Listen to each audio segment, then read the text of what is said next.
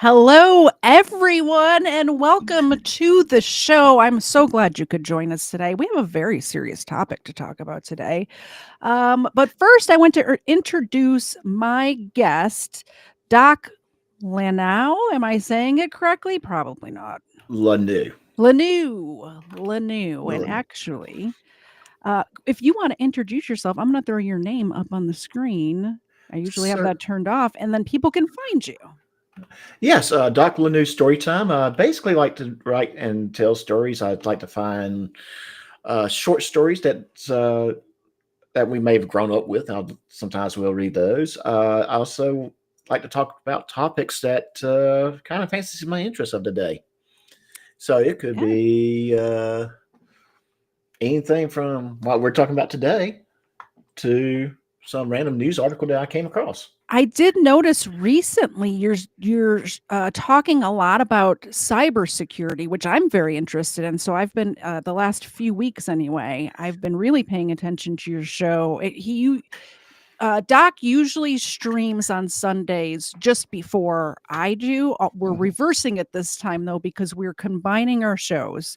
We're starting here, and then we're gonna just mosey on down the road and end up at Doc's house. So we'll let y'all know when that happens. But I noticed, like I said, you're really into the cybersecurity stuff. Is that like part of your real life? Do you do that for a living, or is it just There, something you're interested in? Yeah, there is some real life involvement in that part of it, Okay. and of course, that's one of those areas that you kind of have to stay on top of Mhm. Oh, yeah. in my world, and sometimes you have to tell the end users stop doing the silly stuff. Well, and it's always updating and changing. I do Yes. watch for fun a lot of those, scammer channels, like Mhm. Scammer Payback and all, you know what I'm talking about? Yes. And I find those very interesting and helpful because these scammers, are always coming up with new ways to, like, Well, get in there, right? yes, and even the most carefulest network security people can get tricked because Mhm. new scams are these guys are very very good at what they do. Uh, Exactly. and y- when you learn and figure out one scam, you kind of have to be watching out for the new one. Yes, absolutely.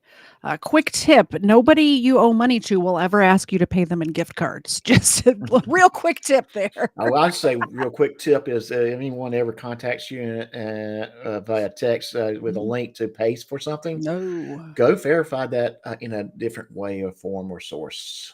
Yep, go onto your computer and pull up the company's website, and call them directly. Yeah. Don't don't take an incoming call and then give them money. Tell them you'll call them back, you know? So let's get into this. By the way, Doc's um, channel and stuff is in. I think I put it in the.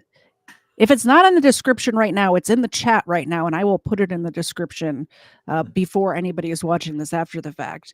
But definitely go subscribe over there. He's got really good content. I like it a lot, or he wouldn't be here, right? I think I like that. I like when the people, other creators, tell me that they like what I do. Yeah, Uh, I've got room for improvement, but that's the only way to improve is by doing. absolutely. It takes practice, right? Oh And yes. of course, we have Ava here, and we have Zena. Zena, wake up! You're on the job. Yeah, if if you guys want Xena awake, you will have to do a super chat.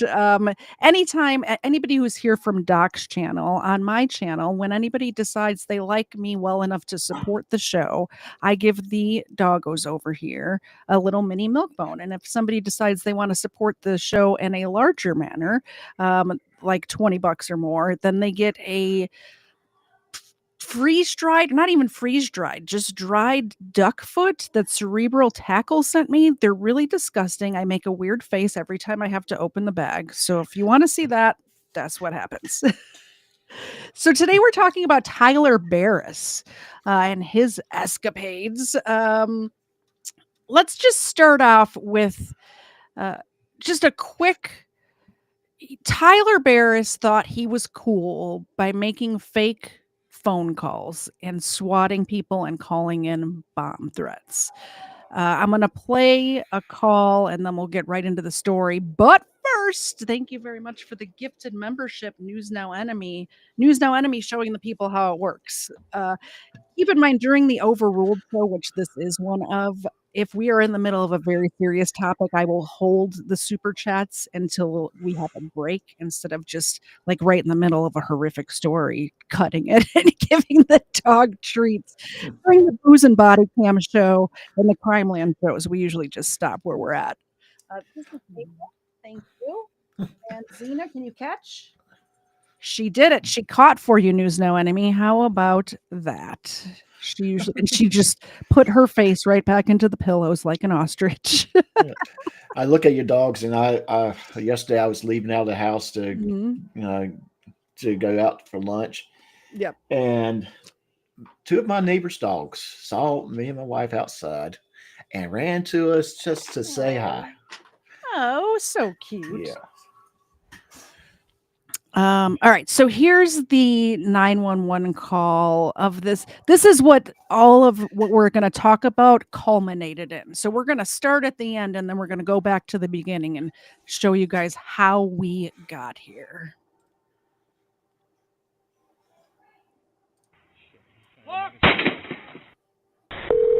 Hello? Hello? This is 911. What's going on? Hello? Yeah. This is 911. What's going on? I recently got disconnected. I had told you guys everything that happened, but the argument with my mom and dad. Okay. What's your address? Hello? Yeah, it's 1033 West McCormick Street.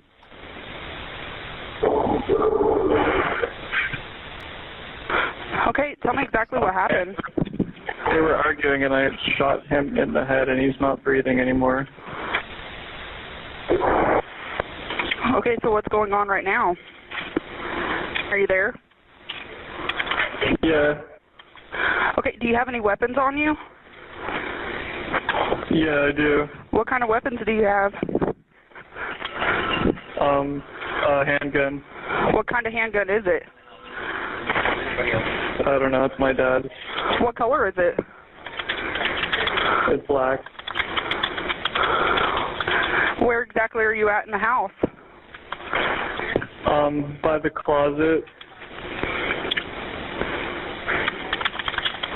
Okay, what closet? My mom's. Where's that at in the house? In her room, which is where she's at, and my little brother. You have a little brother? Yeah. I was on the phone with you guys earlier, telling you guys about it. I just got disconnected. Okay. Well, we're going to try to get you some help. Where exactly in the house, like, is this a one-story or two-story house? It's one story. Is it towards the front of the house, the back of the house? Well, like, it's like towards the back, I guess. I'm just pointing the gun at them, making sure they stay in the closet, my mom and my little brother.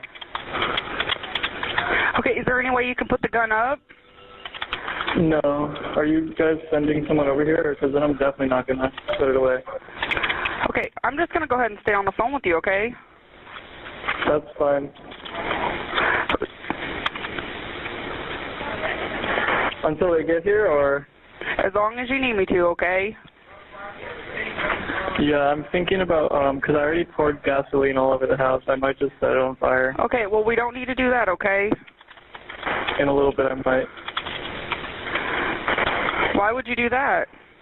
Do you have my address correct? Can you verify it for me again? It's 1033 West McCormick Street.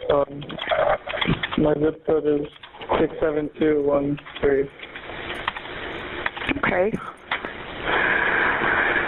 So which way does your house face? Like, does your front door face north, south, east, west? I don't know. It's just facing the street.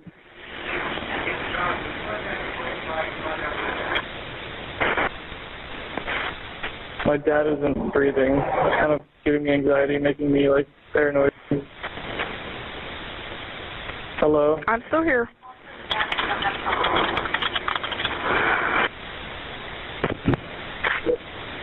I'm still here, okay? Yeah, me too.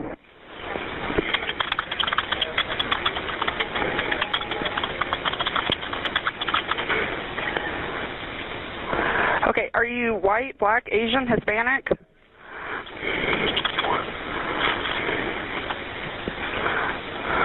Are you there? Yeah. Are you white, black, Asian, Hispanic? It was an accident, so. Okay, that's fine. Are you there? Talk to me. Hello? Are you there?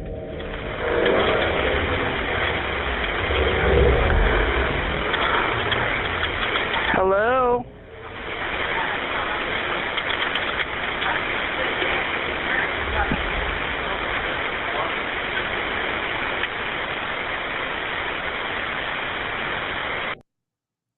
So, David Persons in the chat says he hopes that this guy gets 10 years standing on his head in the bathroom for this. It has a happy ending, I'll tell you that. But before we can get to the happy ending, let's go back to the start. So, Tyler Barriss, who we just heard on that phone call, went by the name Swatistic on Twitter.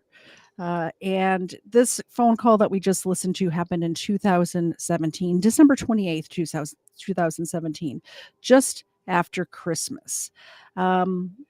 So Tyler was a homeless man living in the streets of Los Angeles when he did this. His father died in a car accident when he was a little itty bitty baby, an infant, and his mother decided to choose drugs and the streets over being a mom. So he was raised by his grandmother.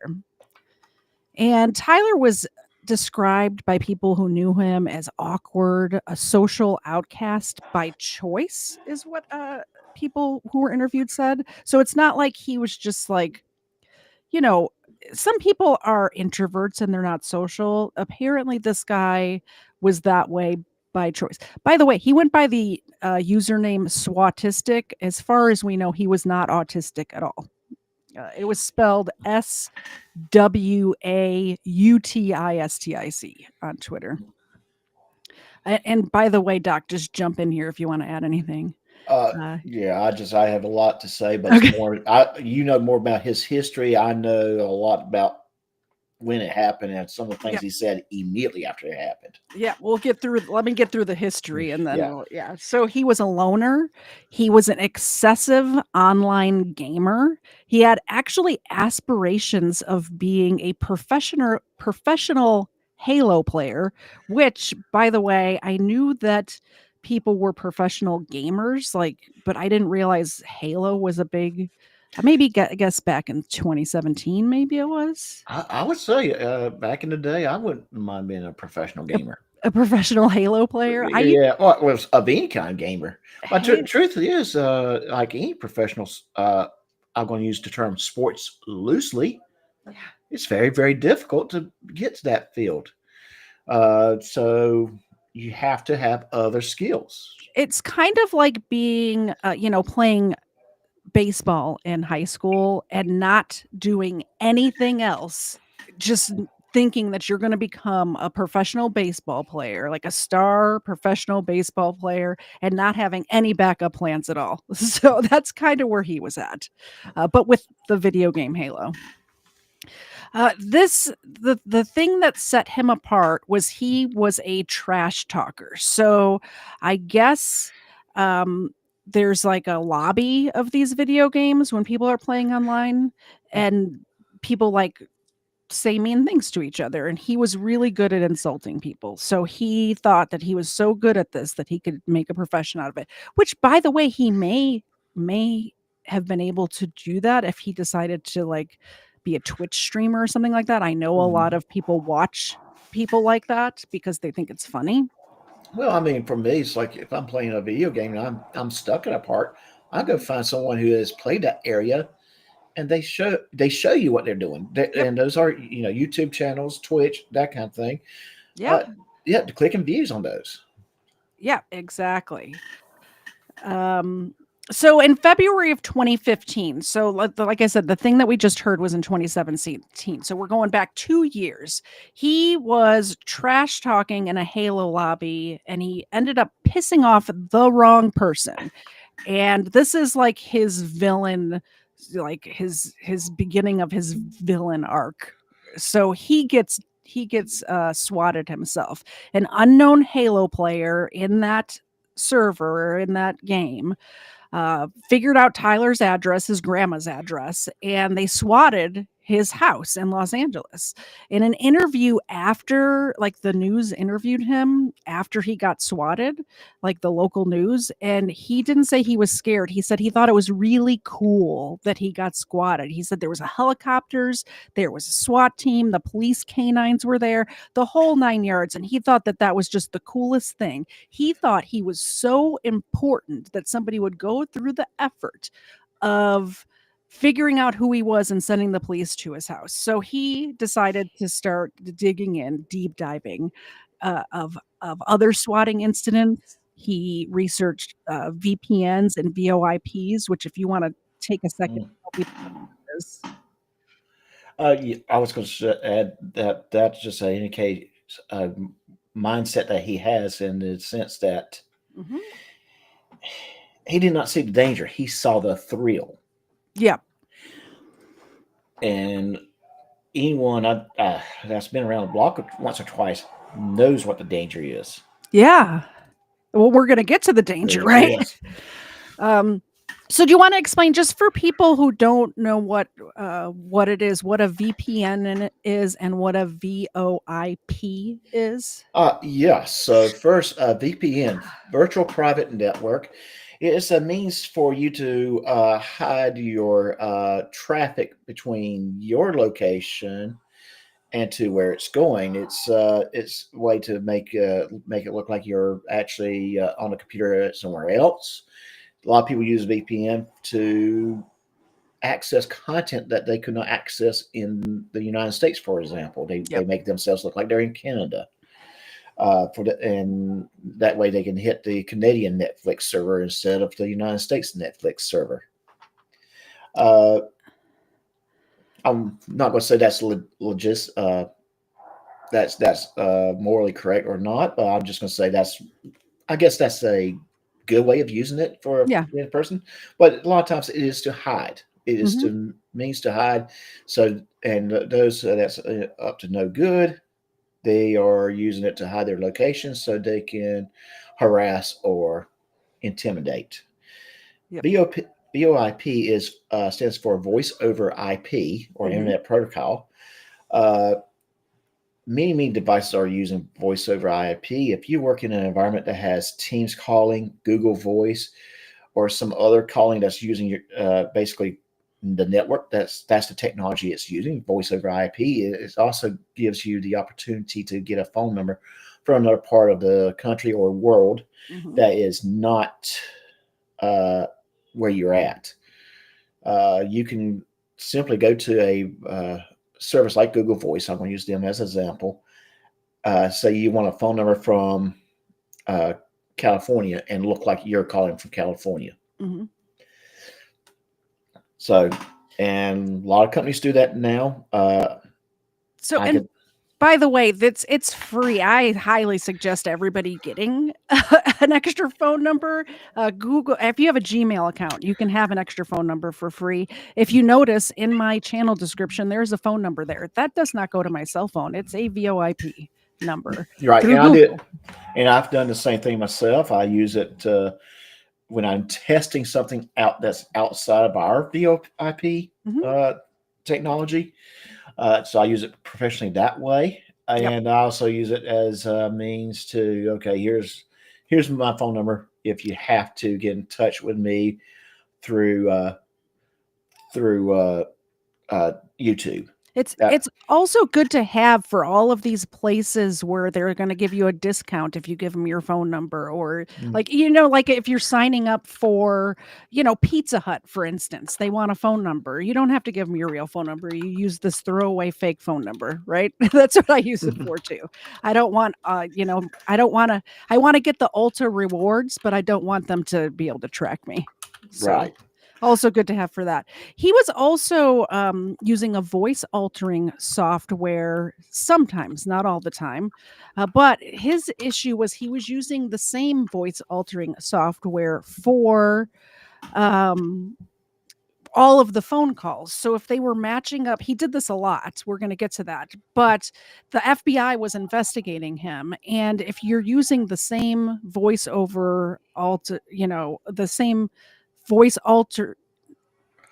altering software, words are hard, for the same one, they can match it up with each other. So that's where he ran into a problem. He started writing scripts. He was researching these phone calls, so he was writing scripts of how to sound believable, so the police wouldn't know just right off the bat that it was a fake phone call. He had IP address grabbing software where you can send somebody a link and they think they're clicking a link to open a photo or something like that, and it actually is grabbing that person's IP address. Don't click links either, people. Like if somebody you don't know sends you a link, don't click it. Absolutely not. Yes, definitely. You have to have 2 or 3 degrees more caution than maybe you need 10 years ago. Exactly. So like I said, his online alias was Swatistic, and he started calling in bomb threats and swatting calls just for shits and giggles. He called in about 30 different bomb threats to schools all over the country, and then he would brag about it on Twitter.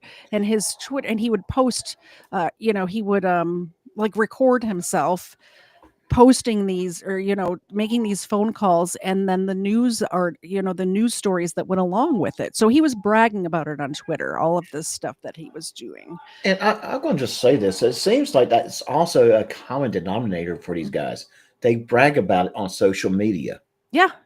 We were just talking about that last night. We were playing that Dumb Criminals game online last night. By the way, if you're a member of my channel, once a month we play a board game. Last night we played Dumb Criminals, but we all get together and hang out and play games like that together. So if you are interested in hanging out with us, definitely become a member and come hang out next month. Here's one of those news stories about one of the calls that he made. This morning after police say somebody... Sorry, sound would be good. Rice Memorial High School was under lockdown this morning after police say somebody made a bomb threat. South Burlington police say they were called to the school just after 8:15, while investigators say it didn't appear to be credible. The school was placed on lockdown all the same and searched. Police say at this point no arrests have been made, but they do have a few suspects they're looking into. They believe the call was made by somebody in the school community. School officials say classes continued during the lockdown. It is a disruption. As much as our faculty are able to try to continue teaching in a lockdown scenario, it certainly is disruptive to its day. And being able to keep the kids feeling calm and safe in this, that was the high priority. The lockdown was lifted around 10 o'clock this morning. You would see these news stories and he felt like a big man because he was able to make this happen. He was the one that did this. Is a crazy way to get like. Well, yes, this is, and you look at this, you're wondering what attention did he not get growing up? Well, Yeah.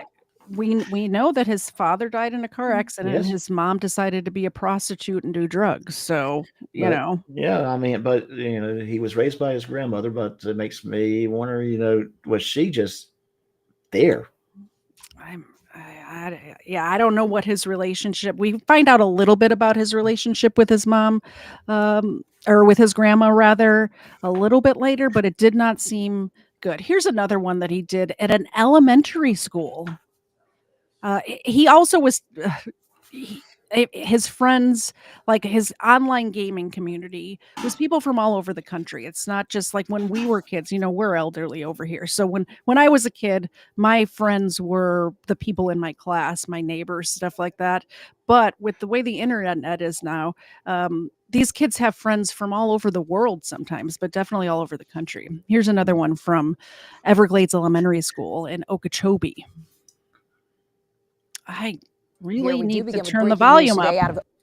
To you, I'm Shannon Cake. We welcome to the Now South Florida here. We do begin with breaking news today out of Okeechobee County. We're getting word that students at Everglades Elementary School have been forced to evacuate because of a bomb threat. This is a picture of the school right here, the school located at 3725 Southeast 8th Street. The students are being taken to the Agra Civic Center there in Okeechobee County. Parents should be meeting their student there for pickup today. No reports of any injury at this point, but once again, students at Everglades Elementary School have been evacuated this afternoon in Okeechobee County due to this bomb threat. We'll stay on top of this throughout our newscast here.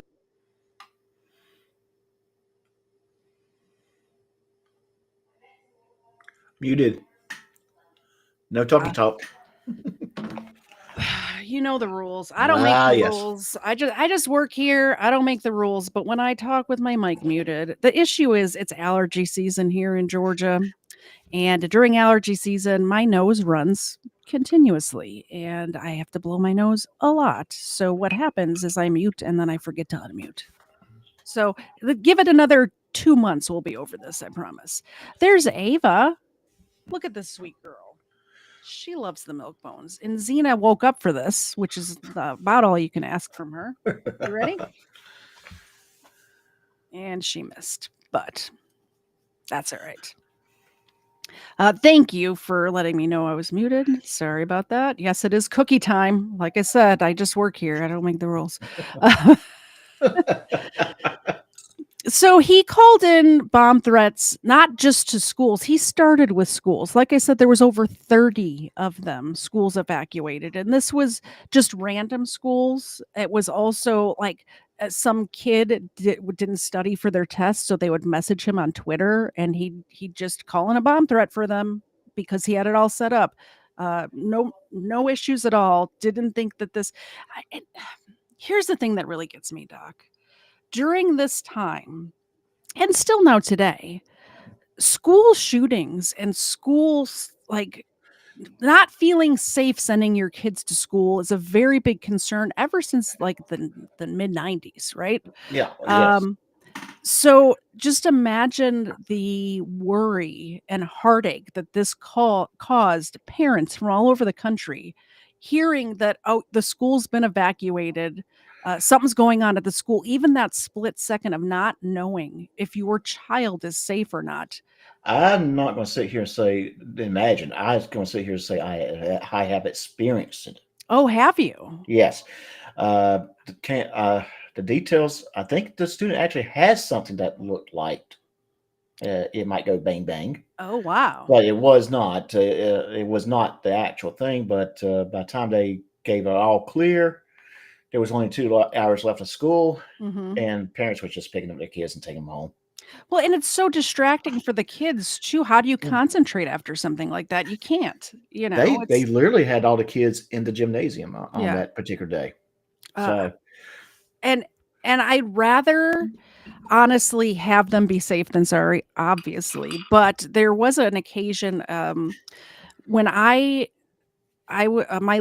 younger brother, not the one that's in the chat right now, but my littlest brother, my baby brother, worked at Walmart when he was in high school. And at Walmart, he was a store, he like stocked the shelves or whatever. When he was a senior in high school, he was on his way to work after school, and Walmart gives you like a little belt with a little like sheath for your safety box cutter.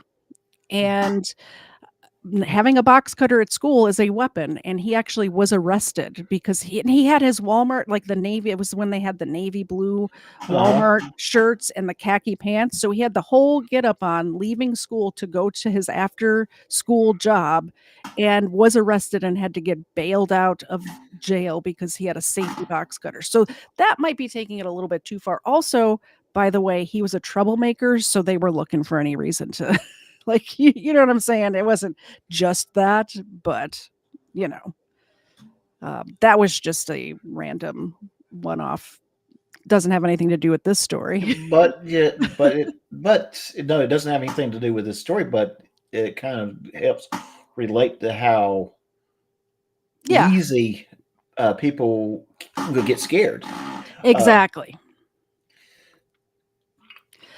So he wasn't just doing this to schools, like I said. He was also calling in bomb threats just all of other places. So this happened at the Dallas Convention Center. There was some sort of gaming tournament going on, and I don't know if he didn't like how it was playing out or whatever.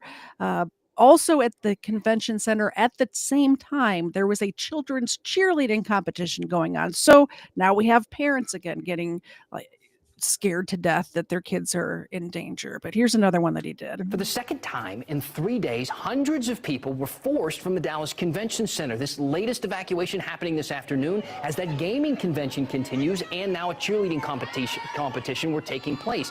In both cases, Dallas officials say there was some sort of bomb threat.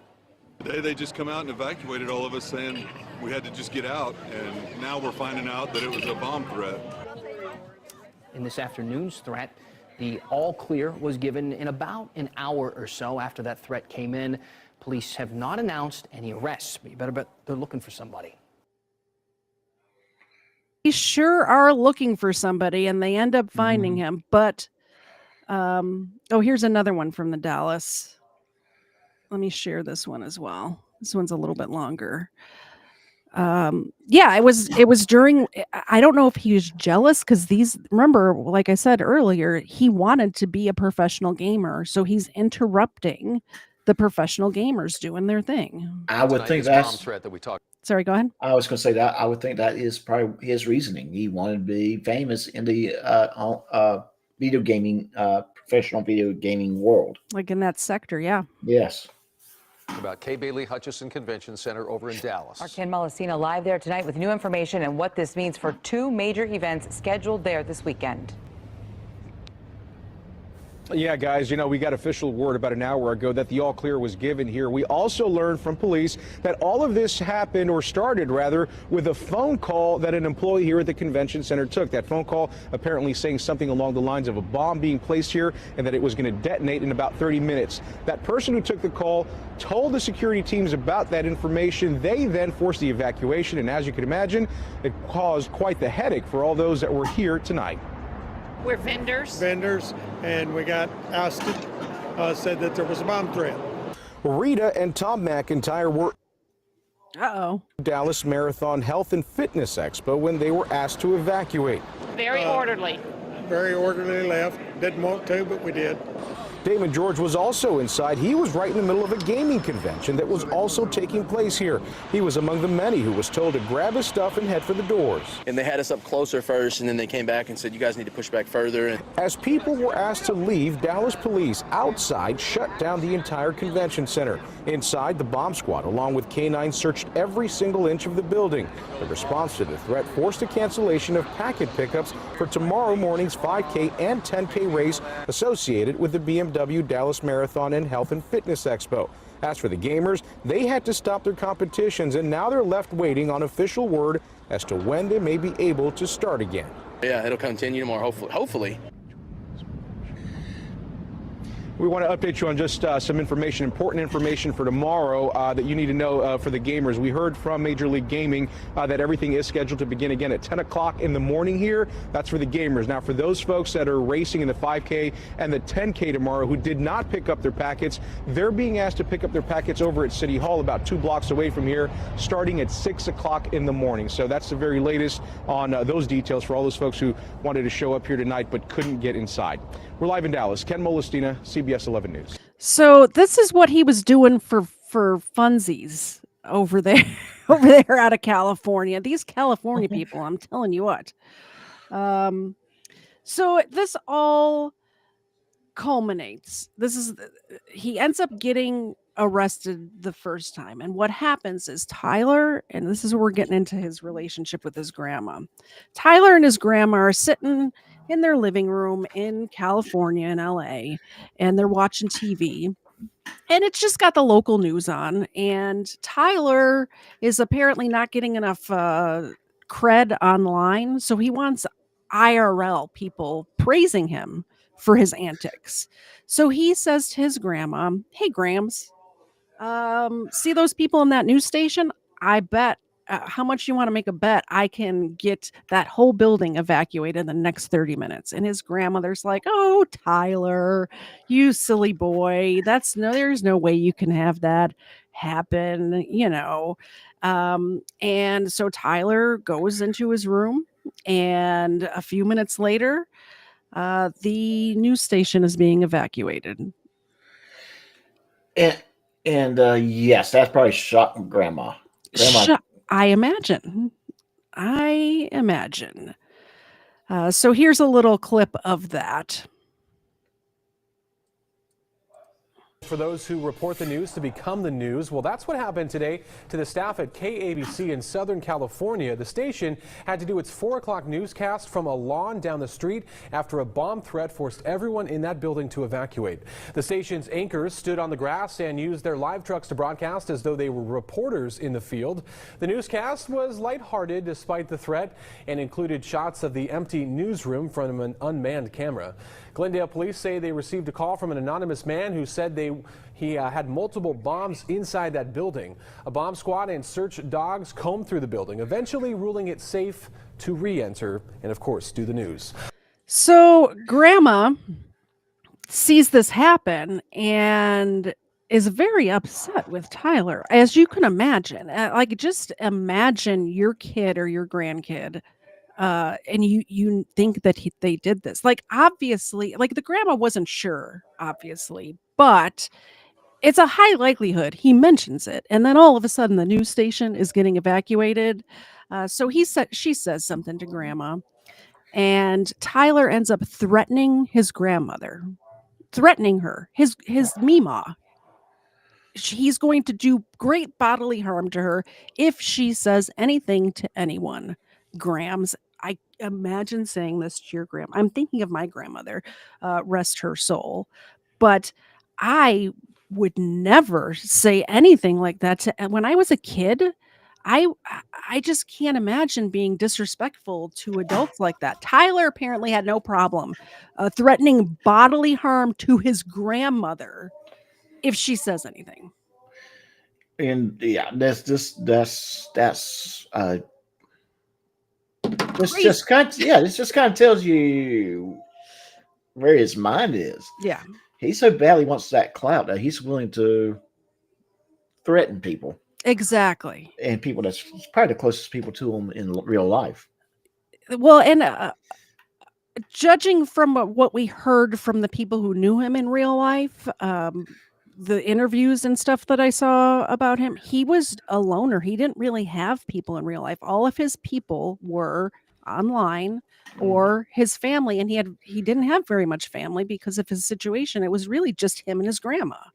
So, so Grandma decides she didn't call the police necessarily, but she did have a friend who was in law enforcement, and she mentions it to this friend and says, "I don't know what to do. He's threatening to, hurt me, physically hurt me if I say anything. So I don't want to be like a snitch, obviously, to my grandson, but something needs to be done. He's out of control. We need to do what do I do?" So the friend ends up, they end up turning him in. And Tyler was investigated and charged with 2 felony counts for that bomb threat of that newsroom. Thank goodness, right? We're finally putting an end to this, you would think. Grandma's putting her foot down. We're putting an end to this. He pled no contest and was sentenced to 32 months, which is 2 years and 8 months in prison. Unfortunately, it was in California, so he was released after 15 months. So a little more than a year. They let him out, which is not very much of a punishment, if you ask me. I would agree with that. Because that action disrupted a lot of things, scared a lot of people. Mm-hmm. But man, I won't say anything, but right now because I'll probably discuss a little bit myself. Yeah. But yes, when you scare someone, you can actually put them in a hospital or worse. Oh yeah, especially if somebody has a weak heart or just any sort of medical condition. The stress of something like that can put people over the edge, right? So he was released from this first time he actually got caught in August of 2017. Now, while he was in jail for that year and a half, or prison, I guess it was, because it was more than a year. But while he was locked away, his grandmother was really affected by the threats that Tyler was making. So she took out a restraining order on him, said, "You cannot come back to this house." He was over 18 at this time, by the way. He was 20.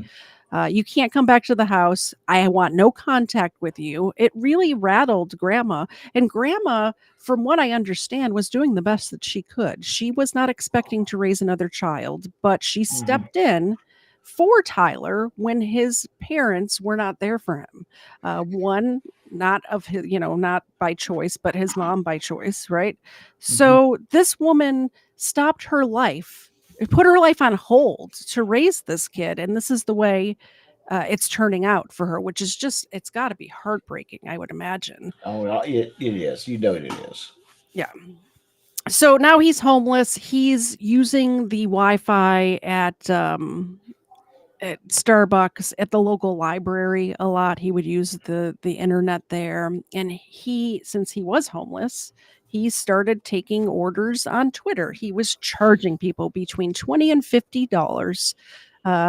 Anybody you have a grudge against, you could just DM Tyler and he will call in a bomb threat for you if you Venmo him $20. And that number is so low. Again, I don't think he recognized the dangers he was creating by doing this. But it's hard for me to imagine someone doing this, but then doing it for money, but the price tag is low. Yeah, I mean, exactly. Come on, you want enough money where you can get a new system. Come on. Well, and I think what was happening is because he was homeless. Well, first of all, I didn't even get to the part. He ended up going back to his grandmother's house and getting arrested again. And did I miss that part? I did.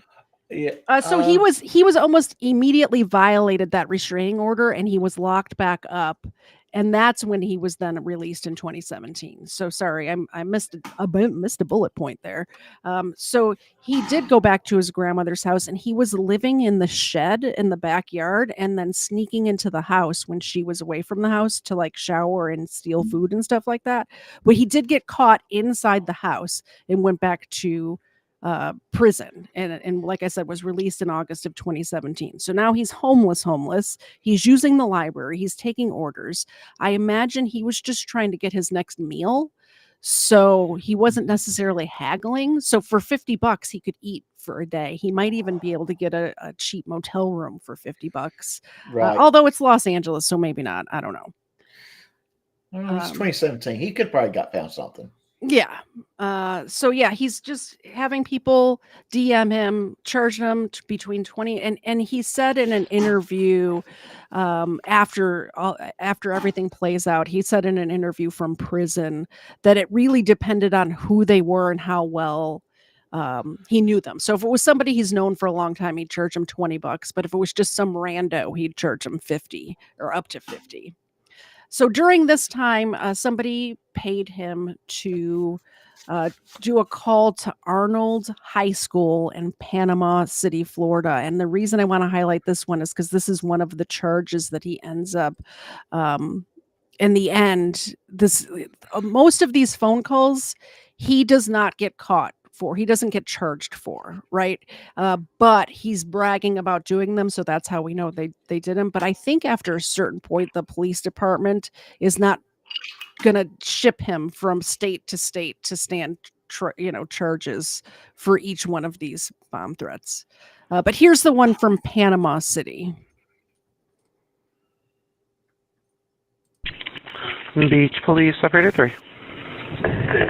Yeah, I left some bombs at my high school and they're going to blow up in 15 minutes. What school is it? Arnold High. Where are they at? Well, there's more than one. I kind of distributed them around the campus, and they're going to blow up in 15 minutes. What kind of bombs are they?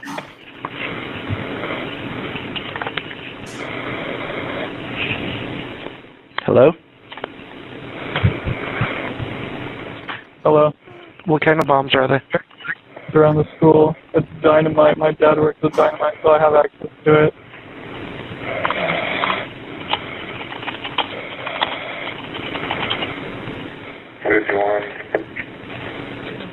Why are you blowing up the school?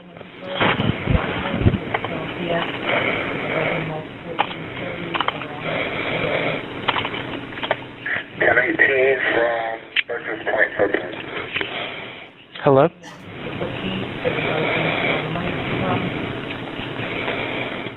Hello? There's dynamite. Are you still there? Yeah. Okay. Well, why are you blowing up Arnold? Arnold High School.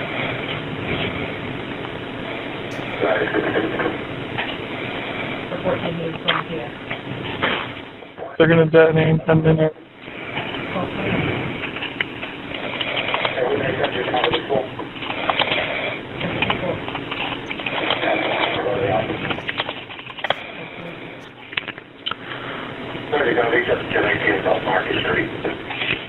Can you tell me why you're doing this? Yeah, because I'm upset with some people. They got me mad, so now they're going to pay for it. And I also have a gun, too. Me and my friend both have guns. Are you at the school? Yes, I am.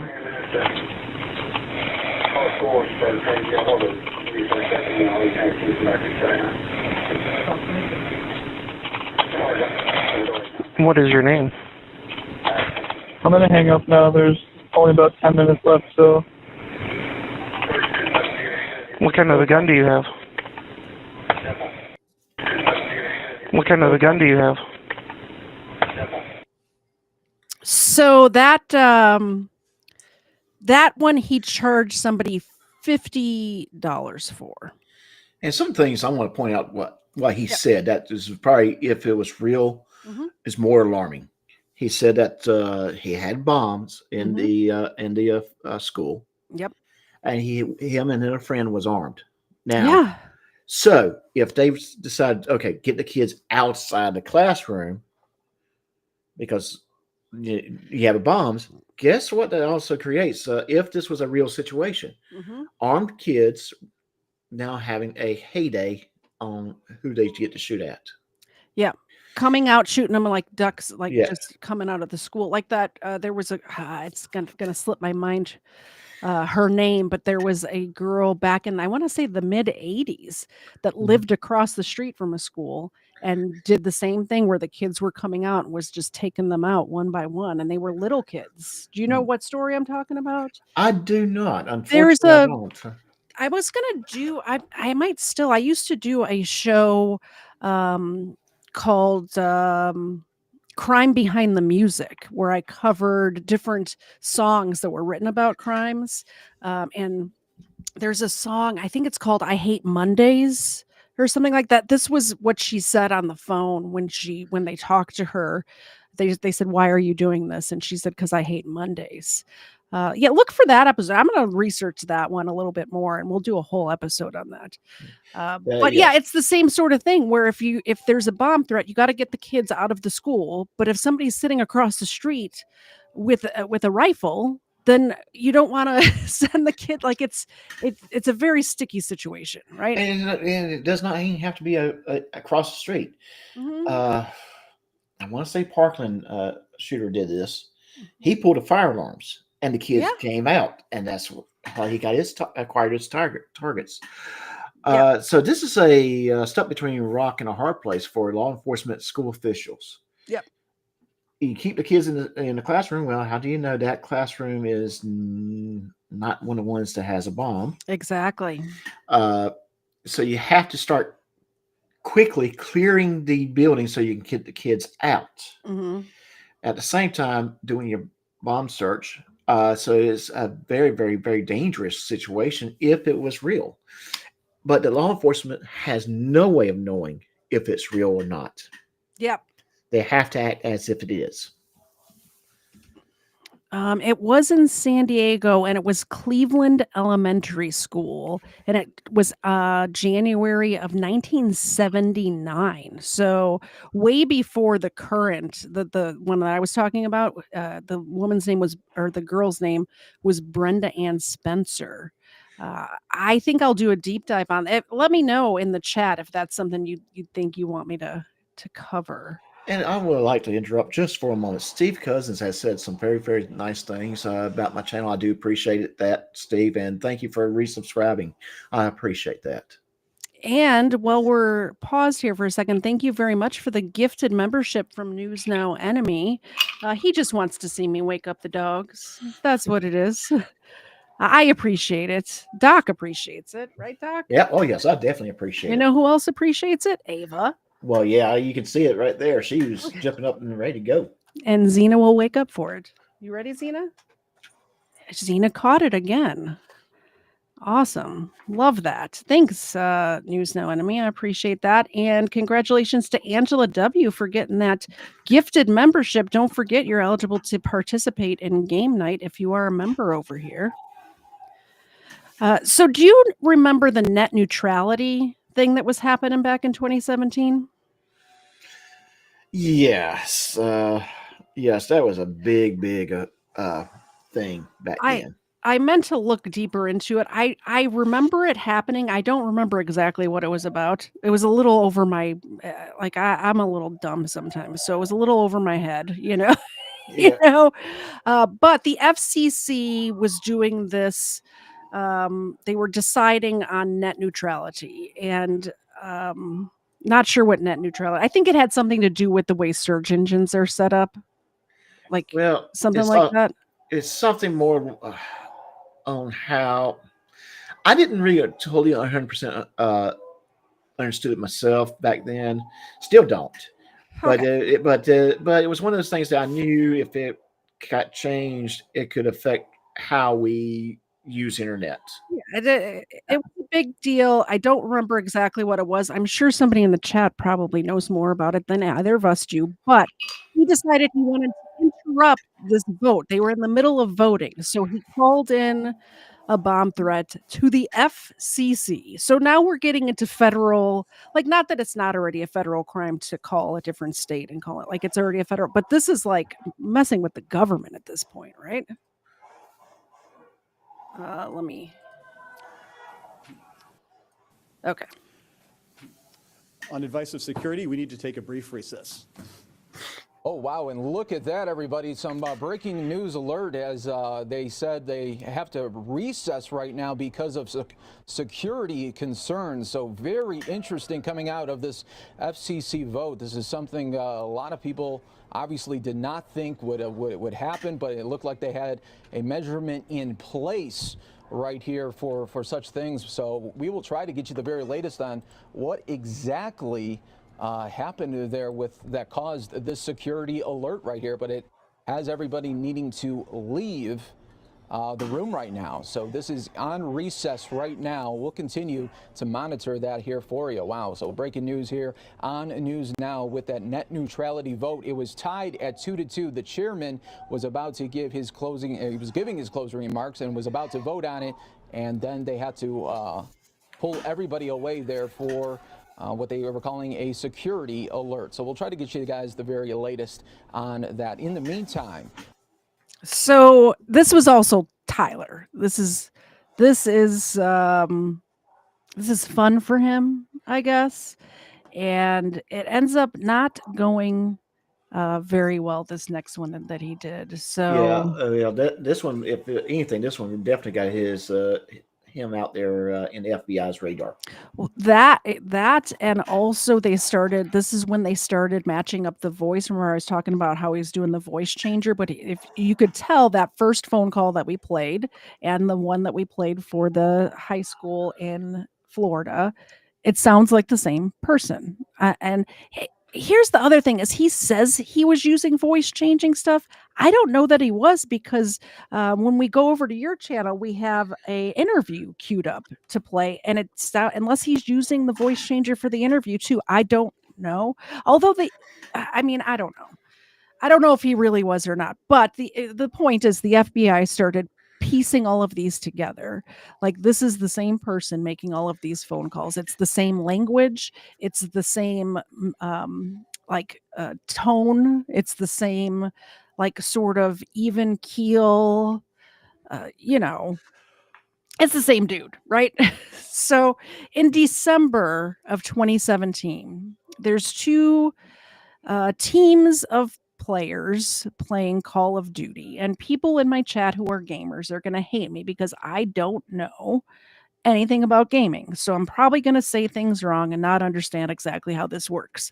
But so they're playing an online game of Call of Duty in some server or whatever where you can bet money on the game. So these two teams of players are playing, and there was a $1.50 bet. Remember this: $1.50 is what we're talking about. $1.50. $1.50. Yeah. So you can't even get a Mac anything off the Mac value menu with $1.50 nowadays. Yeah, exactly. You could get one item at the $1.25 store when you include tax.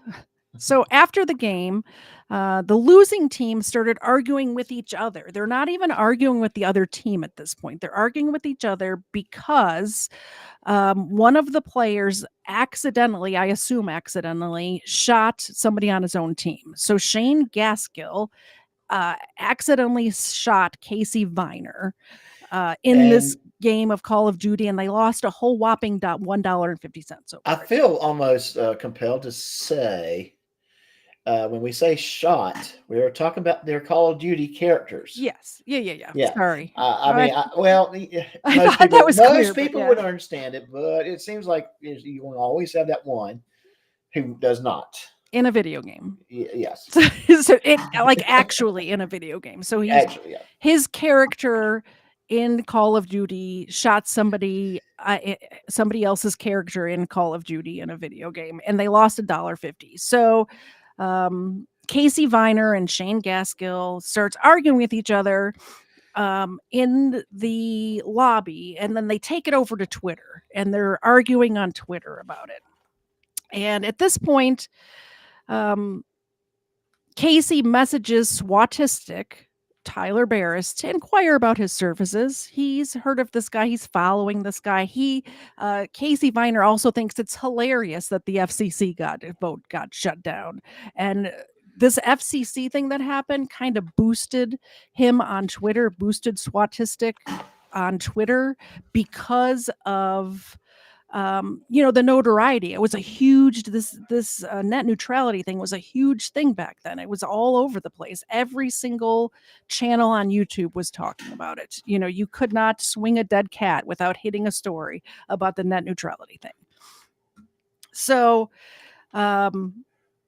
Casey DMs Swatistic and says, hey, this guy that I'm arguing with on Twitter and in this video game is a dick, and can you do something about it? So at this point, Shane sees that Swatistic followed him on Twitter. I don't know if any of you are not familiar with Twitter. It shows you when you get a new follower. It shows you it has you got a new follower, and here's the new followers. I want to know what kind of service is Titter. Just wondering. If somebody like one of these OnlyFans girls does not have that username, they really should, because that was hilarious. Titter. So Shane sees that Swatistic, who's a famous swatter at this point, starts following him on Twitter. And I'm going to read directly from I'll put it up on the screen too. This is from the court case. It has their back and forth messages. So Here we go. So Defendant Gaskill noticed that Defendant Barriss was following him on Twitter. Defendant Gaskill then began communicating with Defendant Barriss through direct electronic messages starting at approximately 5:51 p.m. Central Standard Time. And this is on December 28th, 2017. And I will read Gaskill if you will read Barriss. Okay, so please try some shit. I'll be waiting. 1033 West McCormick Street, Wichita, Kansas. 67217. I'll have you in prison for 5 years, buddy. Casey already gave me all the proof I need. Bah ha ha ha ha ha ha. Hello, pussy bitch. Say something. Hey. Hey. Oh, sorry, that's you. Sorry, Yeah, go that's ahead. me. Hey. There was nothing for me to respond to. Hurry up, fuck boy. Just one question. May I ask what makes me a fuck boy? You're going to try and swat me. It's hilarious. I'm waiting, buddy. What's your age? Information deleted for purposes of this indictment. My social security number is information deleted. Try something, please, kid. Oh, I'm reading the wrong. No, I'm reading the right thing. Sorry, I'm reading it. I had it all highlighted in different colors, so it would be easier for me to follow along because I am kind of blonde. And now I'm not using that. I'm using just the screen. Okay. We're getting there. None of you gamers scare me. You have no idea who my family has connections with. Ha ha ha ha ha ha. There's no way that's your social security number. LOL. You want proof, bud? Yes, I do. I'm not a gamer, by the way. My name is Shane Michael Gaskill. Look me up, N-word. I don't got shit to hide. I'm out, fuckboy. Barriss with a question mark. Where's the proof that that's your social security number? Lol. And why? What do you mean? Why you mean you're out? Yeah. If you don't believe me, I don't know, kid. I gave you everything you need, so try something. Hurry the fuck up. Goodbye. So at approximately 6:10 or 6:11, Defendant Barriss, who was located in California, began a series of calls to the Wichita Police Department, downtown security desk in Wichita, Kansas. To disguise his identity, Defendant Barriss acquired an assigned telephone number from TextNow, so it appeared that he was calling from a Wichita phone number. Let me go back to my notes instead of this. Let's go back to the bullet points, so I'm just not reading the thing. Okay, so I got the phone call. That's what's next. So the first phone call was not released, but here is the second phone call, and we're going to play that now. So that was the back and forth, which is crazy that just that would get somebody to make the phone call that we're about to hear. Hey! Walk this way! Walk! Hello? Hello? This is 911. What's going on? Hello? Yeah. This is 911. What's going on? I recently got disconnected. I had told you guys everything that happened about the argument with my mom and dad. Okay. What's your address? Hello? Yeah, it's 1033 West McCormick Street.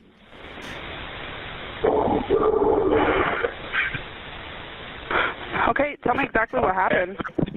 They were arguing and I shot him in the head and he's not breathing anymore. Okay, so what's going on right now? Are you there? Yeah. Okay, do you have any weapons on you? Yeah, I do. What kind of weapons do you have? A handgun. What kind of handgun is it? I don't know. It's my dad's. What color is it? It's black. Where exactly are you at in the house? By the closet. Okay, what closet? My mom's. Where's that at in the house? In her room, which is where she's at, and my little brother. You have a little brother? Yeah. I was on the phone with you guys earlier, telling you guys about it. I got disconnected. Okay. Well, we're going to try to get you some help. Where exactly in the house, like, is this a one-story or two-story house? It's one story. Is it towards the front of the house, the back of the house? Well, like, it's like towards the back, I guess. I'm just pointing the gun at them, making sure they stay in the closet, my mom and my little brother. Okay, is there any way you can put the gun up? No. Are you guys sending someone over here? Because then I'm definitely not going to put it away. Okay, I'm just going to go ahead and stay on the phone with you, okay? That's fine. Until they get here, or? As long as you need me to, okay? Yeah, I'm thinking about, because I already poured gasoline all over the house. I might just set it on fire. Okay, well, we don't need to do that, okay? In a little bit, I might. Why would you do that? Do you have my address correct? Can you verify it for me again? It's 1033 West McCormick Street. My zip code is 67213. Okay. So which way does your house face? Like, does your front door face north, south, east, west? I don't know. It's just facing the street.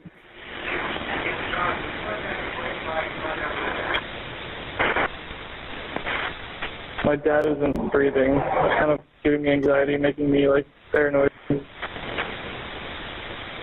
Hello? I'm still here.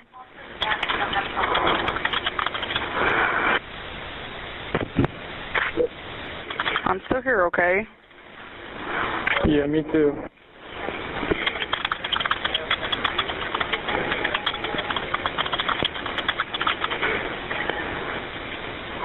Okay, are you white, black, Asian, Hispanic?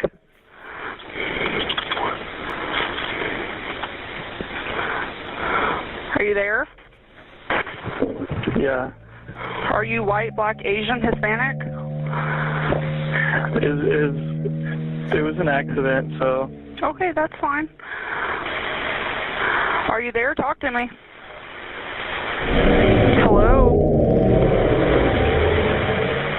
Are you there?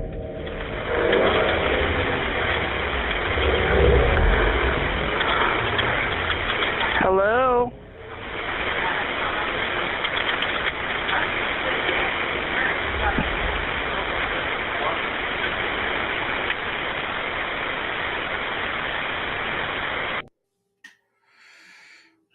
Man. Okay. So that's crazy, right? Oh yes, definitely crazy. And I know we did hear that at the beginning, but I wanted to put it in here in context as well. So when officers arrived, they surrounded the house. The family had just started eating dinner. They were having pasta and baked pork chops. Andrew Finch is the one who made dinner for his whole family that night. And they were sitting in the living room. They weren't really like around the dining room table or whatever, but they were sitting in the living room watching TV, just sat down to dinner. And they hear the SWAT team. Actually, I'm going to pull up, and I don't have this queued up, but I want to pull up the address in Google Maps so you guys can kind of see what the house looked like, the setup of it, just because I think it's good to know. Let's see if I can pull this up in maps. There we go. Let me share this screen. So they're sitting there eating dinner, and it looks like it's blurred out, but maybe we can still sort of see. So yeah, this is the house where it happened, but let me get a different angle. They have it blurred out, but there's an alleyway right next to the house. Yeah. I wonder if I can just pull up a photo. Okay, so here you can kind of see it here. Right. So there's this is an alleyway over on this side. Mm-hmm. So they're surrounding the house. They are, they have this, the whole team is there. And from what I understand, the SWAT team wasn't necessarily there. There was regular cops there as well. There was SWAT there as well, but there was also backup of regular police officers just there. Mm-hmm. So people didn't know what they were doing is the issue here. So Andrew Finch opens his front door. They hear the "come out with your hands up," the whole, police banging, with the loudspeakers or whatever. And this is when Officer Justin Rapp fired one round. So Andrew comes out onto the front porch. He's standing in his doorway there, and he comes out with his hands up, but he doesn't know what's going on. He's just having dinner with his family. And he kind of puts his hands down a little bit. And that's when Officer Justin Rapp shoots one round into Andrew. It pierces his lung. Andrew collapses in the doorway, halfway in the house, halfway out of the house. This is the hard part, getting through. So the officers then, on their loudspeaker, tell everybody else in the house to come out the side door. So they do that. Andrew's niece is upstairs, and she's got her headphones on, and she's on, watching. She's on the computer. She can't hear what's going on. She's in her own world. So the cops go in to clear the rest of the house, and they find her. And instead of having her go out the side door, they have her go out the front door and step over her uncle's body while he's laying there dying. Keep in mind, Andrew's niece and nephew, who he also lived with, he raised them because his sister died in a car accident when they were children. So a similar situation. I think it's interesting that Very interesting. Tyler's Tyler's dad passed away in a car accident, and he was raised by his grandmother. These kids' mom passed away in a car accident, and they were raised by Andrew Finch. And this young woman had to step over his dying body in the door after having been shot by Justin Rapp, who was not on the SWAT team. He was across the street. He saw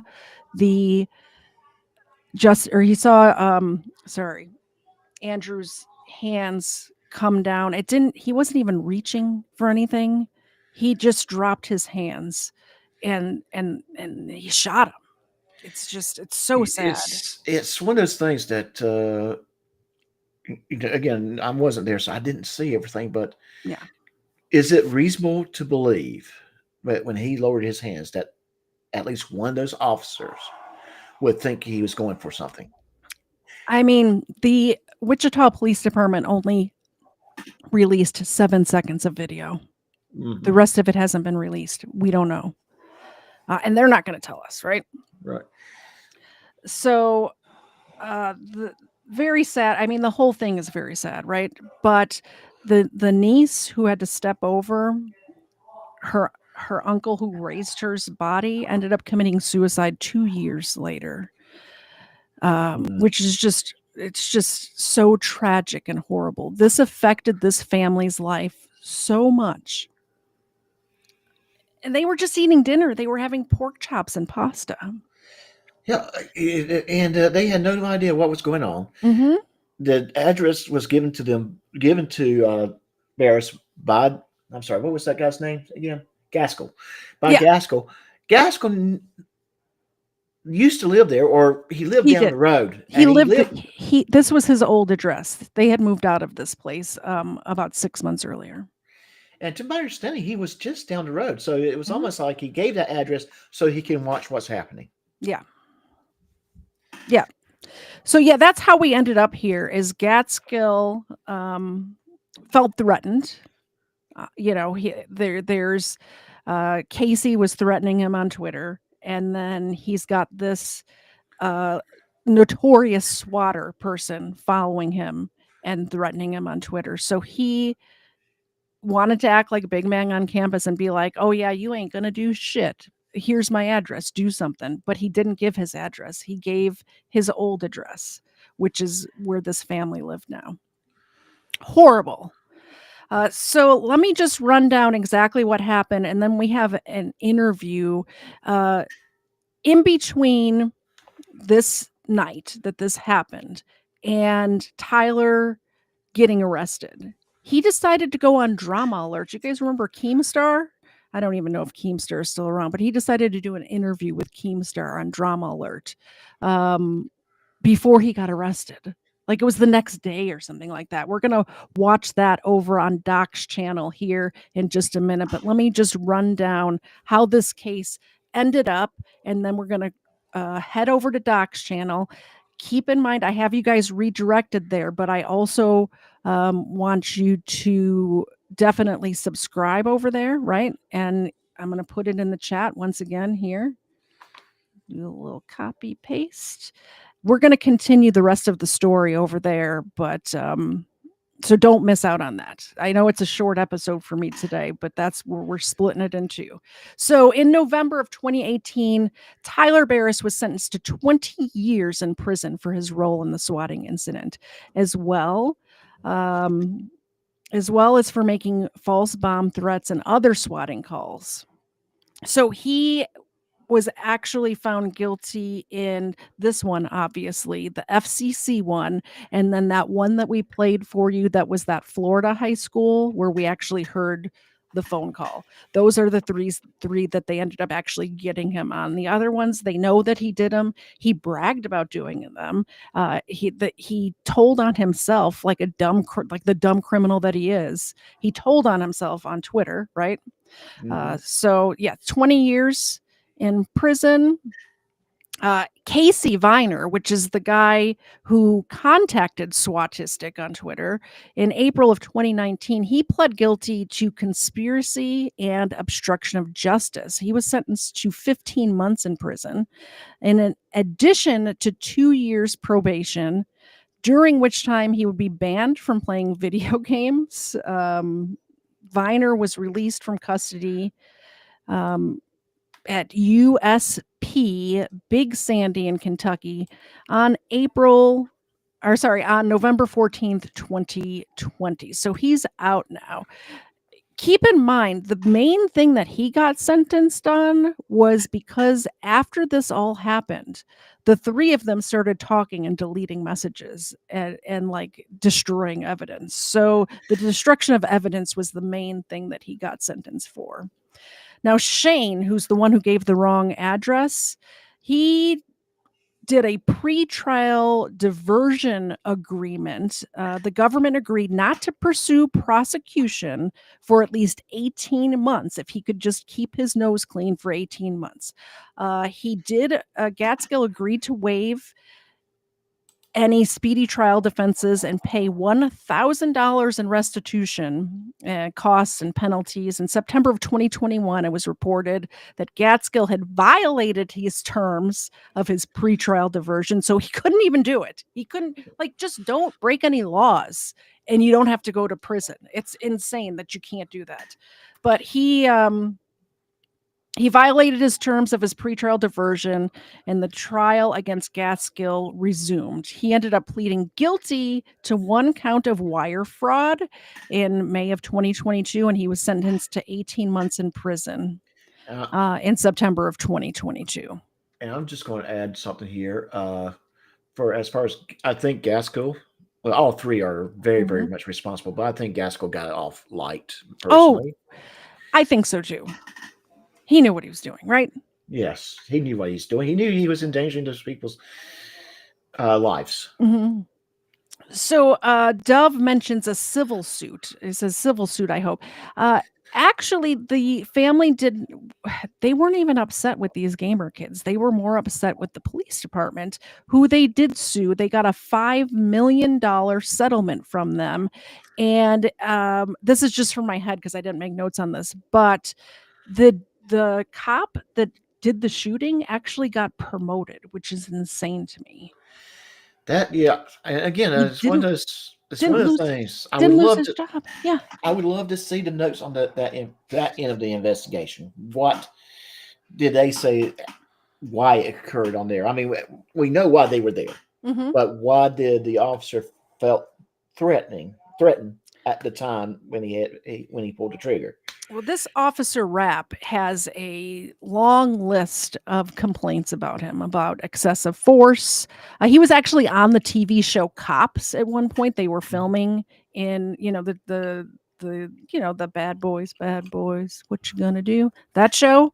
He was the cop that they were following around when they were in Kansas. Right.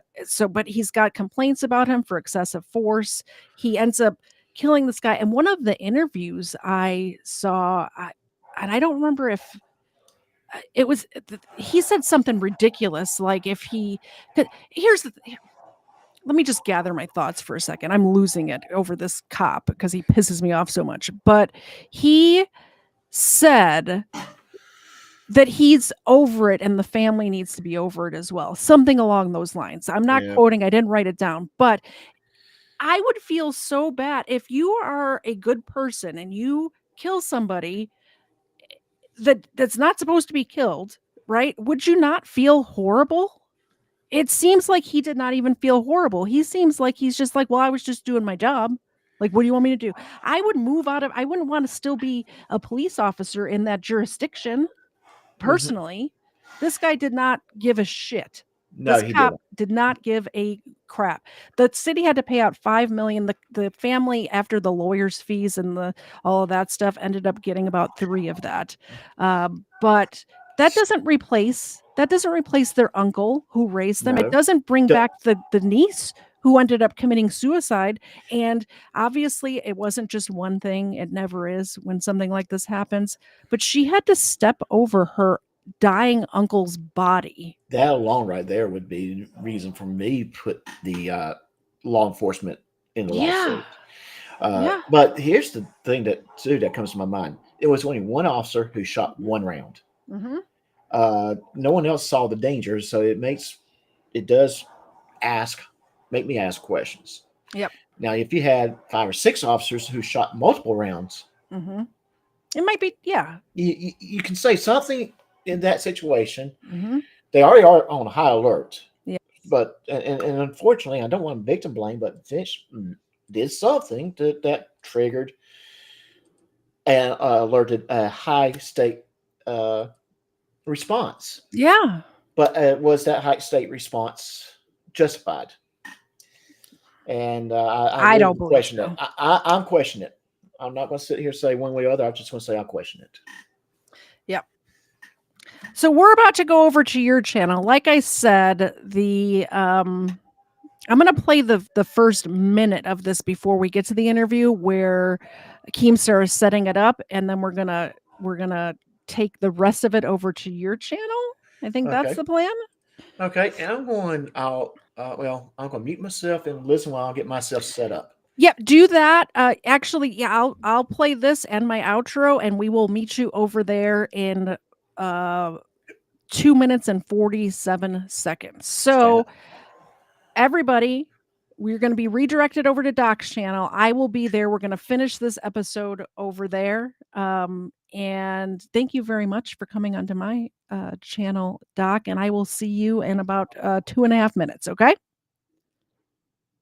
Sounds good. All right.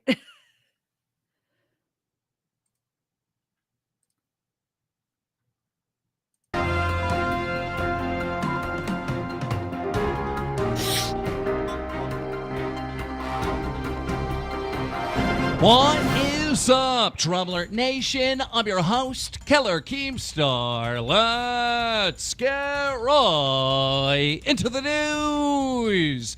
Now, guys, normally we cover a lot of lighthearted stories here, crack some jokes, but today we have a very, very serious story to talk to you about. And it all started over a competitive Call of Duty game for, get this, $1.50. Last night on UMG Gaming's website, two Call of Duty teams known as LUL and Nuck the Children faced off on Call of Duty World War II on PlayStation for a cash prize of $1.50. Now, obviously, one team lost and one team won, but at the end of the match, both teams started arguing with each other.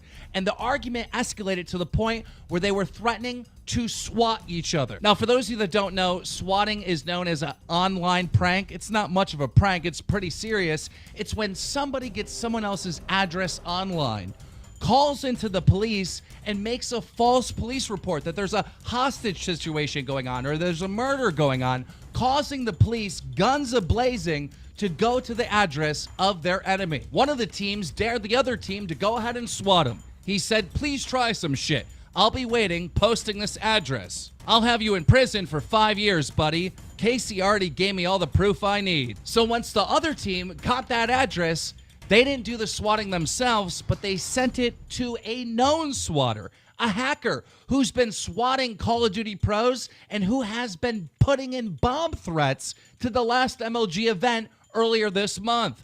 They sent it to a swatter known as Swatastic. And once Swatastic got this address, he called in a fake hostage situation to that address with the police.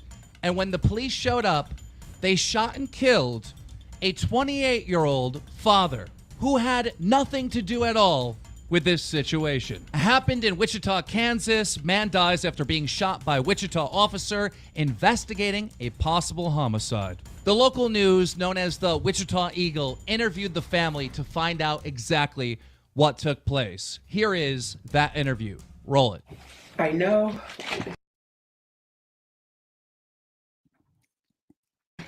I had seen the red and blue lights flashing in my window. I heard my son scream. I got up and then I heard a shot. And as I was walking by, this door was open. The police said, "Come out with your hands up." They took me, my roommate, and my granddaughter, who witnessed the shooting and had to step over her dying uncle's body, to come. They took us outside with no shoes on. They handcuffed us, you know. Why couldn't they? Yeah, they didn't call the ambulance until after he was dead. And what gives the cops the right to open fire? Why didn't they give him the same warning they gave us? I mean, that cop murdered my son over a false report in the first place. Yeah, Andy, my son was not a gamer. He was not a gamer. No. So they just knocked on the door and it was. They didn't knock on the door. My son opened it because he heard something. He screamed and then they shot him. This is so incredibly sad and unbelievable that this even happened. UMG, the website where the Call of Duty competitive match took place, put out this statement. "We woke up this morning to the horrible news about an incident with a man losing his life. Our hearts go out to his loved ones. We will do everything we can to assist authorities in this matter." And get this, the swatter, the person that made the fake police call, he said this on Twitter: "I didn't get anyone killed because I didn't discharge a weapon. And being a SWAT member isn't my profession." Unfucking believable. Now, I could not believe that this hacker, swatter, or whatever wasn't taking any responsibility whatsoever. So we reached out to him and we asked him if we could get an interview with him, and we did. And he said yes. And we're going to watch that over on Doc's channel right now. Go over there, please. I'm going to play the outro and I will meet you guys there in a minute and a half. He's going to start his stream right now and I will be joining please, please, please head over to Doc's channel and definitely subscribe while you're over there. He does great work. I enjoy it very much. I think you will too. We'll see you there in a minute. We'll have Xena and Ava there as well. See you guys in a minute. I can't understand what you're saying. We're late stage in the catacombs. Shuffling a single card today. Broken table trying to play some ping pong. It's not subtle when we celebrate a magazine with the pages torn. My body cracks, knees buckling. I got a bad case of brain fog. Said I got a bad case of brain fog. So I'ma take my butt home.